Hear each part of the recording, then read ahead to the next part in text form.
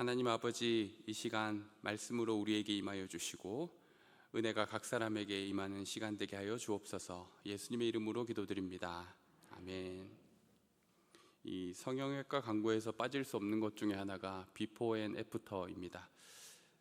그래서 예전의 모습이 이랬는데 성형을 하고 나니 이렇게 예쁘게 바뀌었다라는 것을 이야기하죠. 근데 사실 두 사진의 비교를 잘 보면 이 비포 사진을 보면 굉장히 불리하게 사진을 찍어요. 노 메이크업에다가 막 자다가 일어난 것 같은 얼굴, 그리고 표정도 아주 기분 나쁜 표정을 짓고 있습니다. 조명도 비추지 않은 어두컴컴한 얼굴이죠.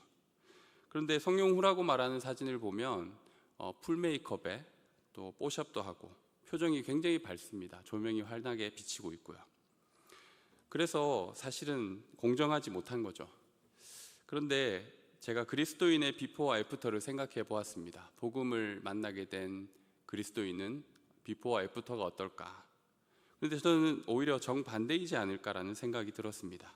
이 잡티 하나 없이 깨끗한 피부톤, 그리고 정교한 포토샵 기술, 자신의 본 마음을 감춘 채 미소를 띠고 있는 화려하고 아름다워 보이는 그 인상이 오히려 이 세상을 살아가는 거짓된 자아를 보여주는 게 아닐까.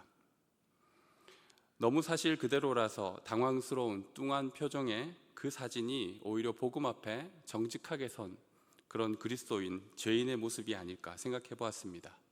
이 복음이라는 것을 경계로 하여 사람은 그 전과 후가 180도 달라집니다. 우리는 그러한 변화의 실제 증인이기도 합니다. 그런데 그러한 변화는 눈에 보이는 무언가라기보다 본질적인 존재의 변화이기 때문에 쉽게 알아채기가 힘듭니다.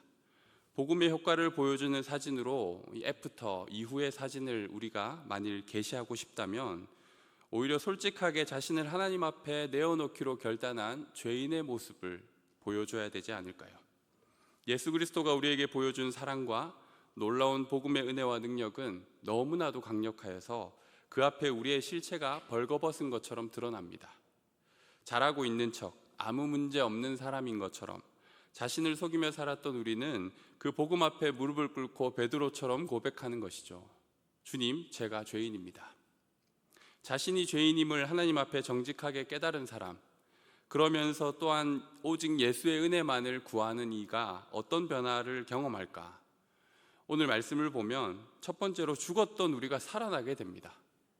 그는 허물과 죄로 죽었던 너희를 살리셨도다. 오늘 본문에 허물과 죄로 죽었던이라고 되어 있는 그 죽었던이라는 단어는 과거의 의미라기보다 실제로는 현재 분사형을 쓰고 있습니다. 즉 제대로 의미를 살려보자면 죽은 상태, 죽고 있는 이렇게 말할 수 있는 거죠. 그래서 우리는 죽은 사람들입니다. 그리고 또한 죽고 있는 중이죠. 바로 죄라는 것 때문에 말입니다. 그럼 왜 죄는 꼭 죽음을 불러올까? 생명의 근원 되신 하나님께로부터 우리가 떨어져 나왔기 때문입니다. 하나님과 연결되어 있었던 우리가 그분의 생명과 분리되어 연결점을 찾지 못하는 상태가 바로 죄이며 그것의 결과가 죽음입니다. 마치 충전기 없이 휴대폰을 쓰는 것과 같습니다. 죽음이 일상이고 죽음에 절망하던 우리에게 주님은 말씀하셨습니다. 나는 부활이요 생명이니 나를 믿는 자는 죽어도 살겠고 무릇 살아서 나를 믿는 자는 영원히 죽지 아니하리라. 이것을 내가 믿느냐? 우리는 그 믿음 가운데 살아있는 거죠. 복음으로 인해 또 달라지는 것이 있다면 우리의 주인이 바뀌었다라는 거예요. 오늘 본문은 우리가 어떤 영향력 아래에 있었는지를 자세하게 말해주고 있습니다. 2절에 보면 너희가 그 가운데 행했다. 3절에서도 우리도 다 그 가운데서 행하였다. 이러한 말을 반복하고 있죠. 즉 이 말은 죄라는 실체의 끝자락에 우리가 겨우 서 있었던 것이 아니라 그 중심에 죄와 사단과 한 통속이었다라는 거예요. 하나님으로부터 분리되어 떨어져 나온 우리는 이제 만인을 향한 만인의 투쟁의 삶을 살아갑니다. 집에서도 사회에서도 싸움이 가득합니다. 그럴 때 필요한 것은 살 길을 빨리 찾는 것이죠. 그렇게 우리는 세상 풍조를 따라가고 공중의 권세 잡은 자의 요구에 순응하는 삶을 살아갑니다. 힘 있는 자에게 최대한 붙어서 살려고 하는 것이죠. 이 전 세계를 지배하고 있는 만몬으로 인해 모든 사람들이 예외가 없이 돈이 최고라고 이야기합니다. 그것에 반대하는 사람은 순진하다고 여겨지거나 도태되는 것이죠. 모두가 쫓고 있는 것을 우리 또한 함께 쫓아갔었습니다. 모두가 따르는 그 길을 우리 또한 함께 옳은 줄 알고 따라갔었습니다. 이런 인생을 성경은 우리에게 분명한 단어로 정의하고 있습니다. 불순종, 진노. 그렇게 우리는 불순종의 아들들, 진노의 자녀로 살았습니다. 하나님을 따르지 않았고 그분께 순종하지 않는 우리의 모든 노력과 행동이 하나님의 진노를 불러일으켰습니다. 우리가 따르고 순종해야 할 하나님의 뜻을 저버리자 우리 마음대로 자유롭고 한적하게 살 수 있을 것 같았는데, 알고 보니 사단이 원하는 대로 살아가는 더 팍팍하고 처량한 인생이 되어버린 것이죠. 그런데 이제 복음을 통해 우리는 자유케 되었습니다. 죄와 사망의 권세가 우리를 지배할 수가 없습니다. 왜냐하면 우리의 주인이 바뀌었기 때문이죠. 만왕의 왕이시며 만주의 주이신 주님이 우리의 주인이 되었기 때문입니다. 복음을 통해 또 마지막으로 바뀌는 것은 나라는 세상을 이제 박차고 나오게 되었습니다. 죄라는 것의 궁극적인 결말은 무엇일까? 바로 자기 자신에게 영원히 갇혀버리는 상태입니다. 자기 자신에게 영원히 갇혀버린 상태가 지옥이 아니고 무엇이겠습니까? 자기 외에는 아무것도 고려하지 않고 오직 자기의 욕망과 바람에만 몰두하여서 점점 그렇게 자기의 감옥에 갇히는 것, 그게 바로 지옥이 아니겠습니까? 세상에는 오직 두 종류의 인간이 있을 뿐입니다. 주님의 뜻이 이루어지이다라고 하나님께 이야기하는 사람과 하나님께 끝내 그래 내 뜻대로 돼버려라 라고 말하는 사람이죠.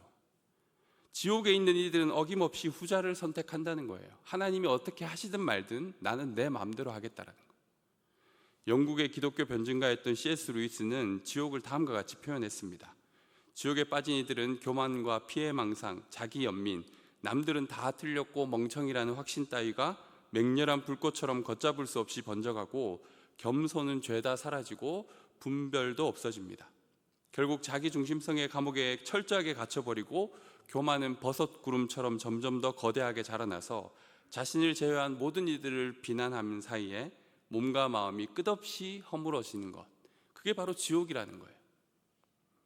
즉 죄와 지옥의 핵심이 바로 여기에 드러납니다. 지독한 자기 중심성, 그것으로 살아가는 인생이 얼마나 불행한지 우리는 우리의 삶을 통해서도 경험하였고, 우리가 그 길을 계속해서 걸어간다면 우리의 종착지는 지옥이 될 수 있다는 거예요.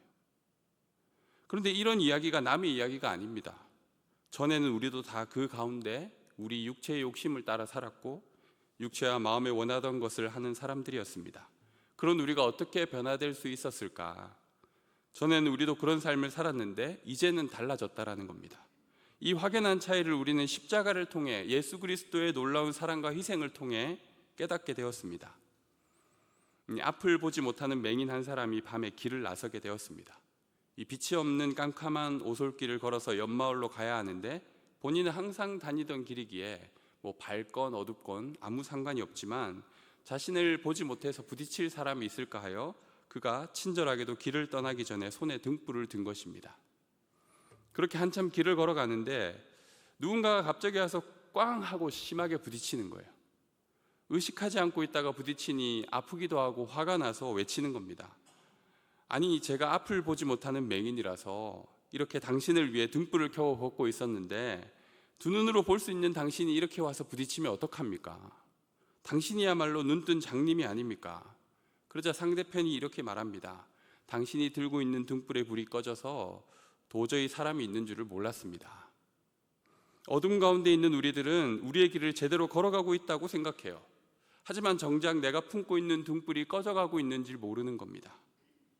그러다가 이렇게 직접 부딪히는 문제가 발생할 때가 되면 겨우 무엇이 잘못되었냐고 막 따지는 거예요. 죄가 바로 그렇습니다. 내 삶에 죄가 부딪히는 문제로 다가올 때 우리는 가만히 있지 않아요. 이 사회 구조에 문제가 있다.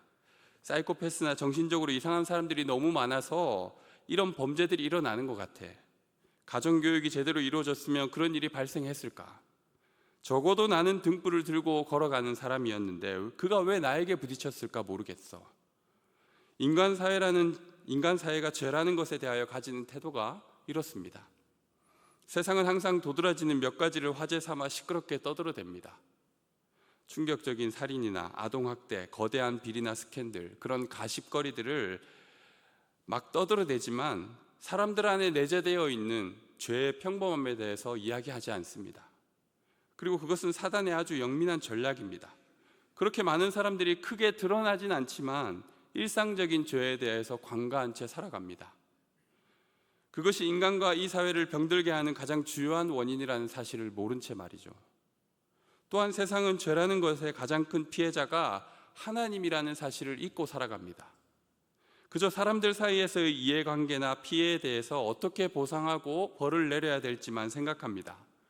그래서 법을 잘 아는 사람은 법망을 피해 벌을 덜 받고, 모르는 순진한 사람은 부당하게 많은 벌을 받기도 하는 겁니다. 이 죄라는 것이 하나님과 나와의 관계에 관한 것이라면 세상 어떤 사람도 이 문제에서 피해갈 수가 없습니다. 죄에 대하여 우리 자신이 가지는 태도나 사회가 품고 있는 생각보다도 더 중요한 것은 이 죄를 하나님이 어떻게 보고 계시느냐, 하나님이 이 죄를 어떻게 다루실 것인가, 이것이죠. 하나님은 죄를 결코 가만히 두실 수 없습니다. 죄를 짓는 이들을 절대로 내버려 두지 않으십니다. 하나님은 팔을 걷어붙이고 행동하시는 분이십니다. 하나님은 죄를 향하여 가장 집요하게 또한 맹렬하게 공격을 감행하시는 분이십니다. 이 빅토르 위고가 쓴 유명한 소설 레미제라블을 보면 이 주인공 장발장은 쓰라린 상처를 안고 살아가는 전과자죠. 그는 자신에게 따뜻한 마음을 보여준 주교에게 오히려 은그릇을 훔쳐내는 몹쓸 사람이었습니다. 그런데 그런 장발장에게 주교가 은혜를 베풀어 주지 않습니까? 이런 은혜가 죄인인 장발장에게 얼마나 위협적이었는지 소설은 소개하고 있습니다. 이 보통 은혜는 감사할 일이라고 표현하는데 위협적이라고 말하고 있죠. 잠시 그 소설의 내용을 그대로 읽어드리면 다음과 같습니다. 이 주교의 이런 천사 같은 친절에 그는 인간 내면의 도살인 악의 요새인 오만으로 맞섰다. 이 성직자의 용서야말로 자신을 흔들리게 만든 가장 큰 도전이고 더없이 무시무시한 공격이었음을 어렴풋이 알아챘다. 그 너그러운 마음씨에 저항하면 냉혹한 성질이 마침내 뿌리를 내리게 될 테고, 포기하고 항복하면 그토록 오랜 세월에 걸쳐 다른 이들의 행동에 그의 심령에 채워놓았던, 그리고 그에게 즐거움을 주었던 증오를 버려야 할 일이었다. 정복하느냐 정복당하느냐 결판을 내야 할 시간이었다. 이 은혜라는 강력한 공격에 어떻게 맞설 것인가? 맞서 싸울 것인가? 아니면 백기를 들고 항복할 것인가? 장발장은 은혜의 지배를 받는 쪽을 선택합니다. 그리고 그의 삶이 180도 바뀌게 되는 거죠. 깊고 깊은 자기 연민과 쓰라린 상처를 접어두고 다른 이들을 너그럽게 대하기로 결정합니다. 즉 존재의 뿌리가 변하게 되는 것입니다. 이 죄를 향한 하나님의 맹렬한 공격은 다름 아닌 무한한 사랑입니다. 하나님이 죄라는 인간 사회의 현실에 던진 무차별 폭격의 핵심은 바로 그분의 긍휼과 용서입니다. 그 증거가 바로 십자가입니다. 많은 사람들이 끝까지 그 은혜의 공격에 반항하며 하나님의 사랑과 용서를 피해 도망치지만, 그러나 많은 이들은 또한 그 은혜 가운데 변화되고 구원의 은총을 누리게 되는 것이죠. 이 레미제라블에 보면 장발장과 정반대에 서 있는 자벨 경감이 나오는데요. 그 사람은 인과응보와 징벌이라는 관념을 결코 포기하지 않고 끈질기게 장발장을 쫓습니다. 그로 인해 자신의 삶이 망가지는 것도 아랑곳하지 않습니다. 이 하나님의 무차별 폭격, 그 무한한 사랑과 긍휼에 대하여 반항하고 도망치는 사람들의 특징이 이 두 갈래 길로 나뉩니다. 그런데 실상 두 길 모두 하나님의 은혜를 받지 않으려는 오만함인데요. 첫 번째는 이 종교를 가지고 소위 믿음이 있다고 하는 이들 가운데 자기 열심과 의로 충만해 있는 사람들이 있습니다. 한치의 실수도 용납하지 않고 자신을 철저하게 관리하고 정해진 신앙의 기준을 벗어나지 않으려 노력합니다. 이 자신에게 벅차도록 헌신하고 희생하고 봉사합니다. 그리고 그는 생각하죠. 나는 구원받을 만한 사람이야. 하지만 성경과 복음은 그것이 도리어 은혜를 거부하는 행동이라고 말합니다. 오늘 말씀은 여러 번 반복해서 말해줍니다. 우리는 순전히 은혜를 입은 사람들이다. 하나님의 긍휼이라는 크고 놀라운 선물을 받은 것일 뿐이다. 우리의 행위를 결코 자랑할 수 없다. 자신의 부족함과 죄를 발견할 때마다 하나님의 은혜와 능력을 사모하는 것이 아니라 하나님의 방식으로 구원되기를 소망하기보다 도리어 자기 방식으로 구원에 이를 만한 사람이 되려고 애를 쓰고 노력하는 그런 종교적 열심만 가득 찬 사람이 된다면 얼마나 절망적입니까? 그들은 하나님의 선물을 거절하고 있는 거예요. 아닙니다. 제가 이런 건 받을 수가 없습니다. 제가 좀 더 노력하겠습니다. 하지만 그들의 노력과 행위가 결코 자신들의 죄값을 치를 수 없습니다. 하나님께 진 빚을 갚을 수 없다는 사실을 그들은 기억해야만 합니다. 우리의 열심이 결코 우리의 죄를 가릴 수도 없고 하나님의 기쁨이 될 수도 없습니다. 일을 하지 아니할지라도 경건치 않은 자를 위해 죽으신 예수님의 사랑과 용서만이 우리를 구원해 주시는 것이죠. 이와 달리 다른 방식으로 은혜에 대하여 반항하는 것은 그와 정반대의 방향인데요, 죄라는 것 자체를 인정하지 않는 거죠. 아니, 내가 도대체 뭘 그렇게 잘못했습니까? 자신은 용서와 긍휼을 받을 필요가 없는 멀쩡한 사람이라는 생각을 하는 거예요. 적어도 이 예배에 나온 이들 중에 그런 분은 없겠죠. 자기를 성찰하고 자신의 죄인됨을 인정하지만 하나님의 은혜보다 자기의 의를 믿는 사람이 있는가 하면, 또 다른 하나는 자기를 전혀 성찰할 줄 모르는 죄인들이 있는 거예요. 그런데 소설에서 자벨 경감은 이 두 가지 모습을 다 보여줍니다. 항상 성과학에 대하여 명철하고 자신은 그것을 집행하는 사람이라고 여기고 있지만 실제로 자신의 삶을 성찰하고 돌아보지 않습니다. 그렇게 장발장에게 집착하며 쫓던 그가 결국 장발장의 수중에 놓이게 되고, 장발장은 또한 다시 그에게 은혜를 베풀어 줍니다. 그런데 그때 자벨 경감이 선택한 것은 무엇입니까? 자살입니다. 그는 은혜 앞에서 극적인 존재의 변화를 꾀하기보다 오히려 생강에 자기 몸을 던지고 맙니다. 긍휼이라는 단어에 질색하며 당신 지금 나를 동정하는 겁니까? 라고 화를 내는 수많은 사람들은 은혜의 나라에 들어올 수가 없습니다. 하지만 긍휼이라는 것만큼 우리 삶에 가장 필요한 선물이 어디에 있겠습니까? 하나님은 그분이 품고 있는 무한한 사랑으로 우리를 긍휼히 여기시고 자비를 베푸시는 분이십니다. 그분의 긍휼이라는 선물에는 제한되어 있는 대상이 없습니다. 우리가 성경을 읽고 있지만 그것을 경험하지 않습니까? 사람 꽤나 죽였을 법한 흉악한 십자가에 달린 강도도, 이 건강한 가정을 파괴하고 간음죄를 저지른 이스라엘의 왕도, 부하의 자신의 결정적인 순간에 배신하고 저주까지 한 제자까지도 그 누구도 십자가의 긍휼을 받지 못할 사람이 없다라는 거예요. 세상은 오히려 하나님께서 죄에 대하여 방관하고 있다고 여길 때가 많습니다. 이렇게 악이 많은데 하나님 도대체 뭐 하십니까? 그런데 하나님은 세상을 창조하기만 하고 손댈 마음이 없는 것 같아 보인다, 이렇게 불평하는 거죠. 정말 그럴까? 저는 앞에 그렇게 말씀드렸습니다. 하나님만큼 죄에 대하여 진심으로, 죄에 대하여 아주 적극적으로 움직이시는 분이 없다고. 하나님은 거룩한 분이셔서 죄를 결코 용납하실 수 없습니다. 우리가 생각할 때 아무렇지도 않아 보이는 삶의 습관과 행동, 생각과 의도까지도 하나님은 견딜 수 없습니다. 그래서 죄가 있는 사람이 그냥 그대로 하나님 앞에 선다는 것은 죽음을 각오해야 되는 일이죠. 이처럼 죄에 대하여 한치의 양보도 없이 단호하신 하나님은 항상 행동하시는 거예요. 일말의 자비도 용서도 없이 죄에 대하여 응징하십니다. 그런데 그 대상이 죄인으로 멸망에 떨어져야 될 우리가 아니라 우리 죄를 대신 짊어지신 예수님이셨다라는 거예요. 자기 아들을 참혹한 고문과 폭력, 수치와 절망 가운데 버려두시고 고개를 돌려 외면하시는 하나님이십니다. 제가 아까 어떤 사람도 하나님의 사랑에 예외일 수 없다고 말씀드렸는데, 십자가 도상에서의 예수님만이, 오직 딱 한 사람만이 그 사랑으로부터 예외가 된 순간이 있었다는 거예요. 바로 하나님께서 가장 사랑하시는 독생자 예수 그리스도를 철저히 버리시는 순간이 있었다는 거예요. 예수님은 곧 죄 자체가 되어버렸죠. 그리스도를 향한 하나님의 가장 처절하고 냉혹한 응징, 이 죄에 대한 단호한 심판은 역으로 이 땅의 죄인된 죄악된 현실을 살아가는 우리에게 긍휼이라는 선물로 다가오는 것입니다.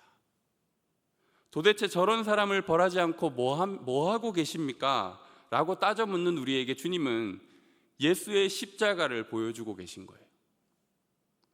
죄라는 것을 통해 하나님의 마음과 눈을 찌르지 않는 이가 어디에 있겠습니까?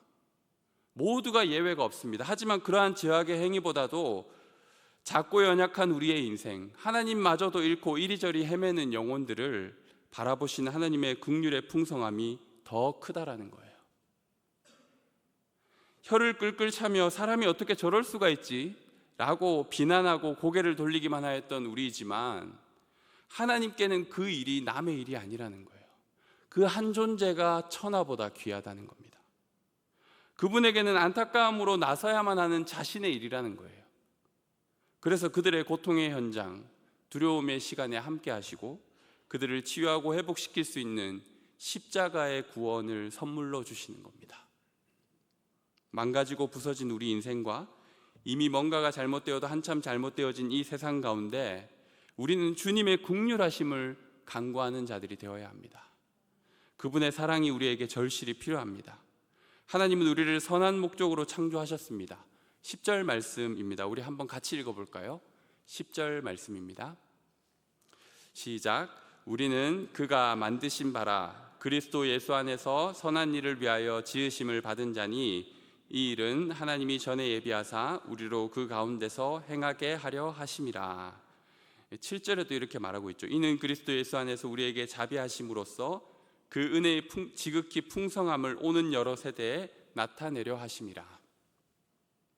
우리가 가지고 있던 죄와 아픔을 대를 이어 물려주는 것이 아니라 하나님의 긍휼과 사랑과 자비가 대물림되어져서 선한 영향력을 끼치는 삶, 그것이 하나님께서 우리에게 계획하셨던 삶이라는 거예요. 그렇게 하나님은 우리에게 다가오셨고 긍휼이라는 선물을 통해 이 죄악의 악순환을 끊어놓으신 겁니다. 우리 삶에는 예수의 은혜와 긍휼이 필요합니다. 한국이라는 이 나라의 현실, 이 미얀마에서 일어난 재앙과 삶의 터전을 잃은 경북의 수많은 가정들과 교회의 은혜가 필요합니다. 우리 각자 살아가는 삶의 환경과 가정, 학교, 직장, 어느 곳이나 엉성하고 부족하기 짝이 없잖아요. 완전한 것은 우리에게 주어지지 않았습니다. 매일매일의 삶은 곤비하고 내가 가지고 있는 상처와 편견은 나를 더 깊은 어둠으로 끌어내리곤 합니다. 이런 우리들의 형편을 너무나도 잘 알고 계신 주님은 긍휼이라는 선물을 주시는 분이십니다. 레미제라블, 그 이름의 뜻대로 불쌍한 사람들, 하나님 없이 처량한 우리 인생에 하나님이 찾아오신 겁니다. 그리고 십자가라는 분명한 선물을 우리에게 주셨습니다. 주님의 사랑에 항복하고 순복하여 이 세상 나라에서 하나님 나라로, 그 사랑의 아들의 나라로 전향할 수 있는 저희가 되었으면 합니다. 그리하여 우리 또한 이 세상을 향하여 내가 받은 사랑을, 내가 받은 긍휼을 선물로서 전달할 수 있는 그런 이들이 되었으면 좋겠습니다. 그렇게 될 때 예수의 십자가 능력이 이 땅 가운데 나타나지 않겠습니까? 그 십자가 사랑을 더 깊이 묵상하고 그 십자가의 능력을 의지하는 삶으로 이 사순절 기간을 살아가는 복된 성도들 되시기를 바랍니다. 우리 이 시간 함께 찬양했으면 합니다.